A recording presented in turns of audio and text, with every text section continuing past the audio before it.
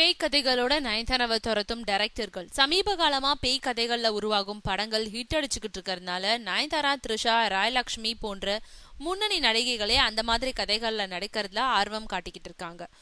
நயன்தாரா மாயா படத்துல நடிச்சதை அடுத்து த்ரிஷா அரண்மனை படத்துல நடிச்சிருக்காங்க. இதை அடுத்து நாயகின்ற படத்துலயும் ஹாரர் கதையில நடிச்சுக்கிட்டு இருக்காங்க. இதுல நயன்தாராவை எடுத்துக்கிட்டா மாயா படம் வெளியான அப்புறம் பேய் கதைகளோட கிட்டத்தட்ட 30 இயக்குனர்கள் அவங்கள துரத்தினாங்களாம்.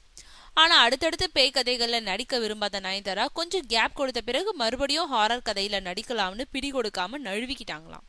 இந்த நிலையில களவாணி, வாகை சுடவா படங்களை இயக்குனர் சர்க்குணம் தன்னோட சொந்த பட நிறுவனம் சார்பில் ஒரு படத்துல நடிக்க நயன்தாராவை கேட்டுக்கொண்ட போது ஏதேனும் கிராமத்து கதையா இருக்கும்னு தான் நினைச்சிருந்தாங்களா நயன்தாரா.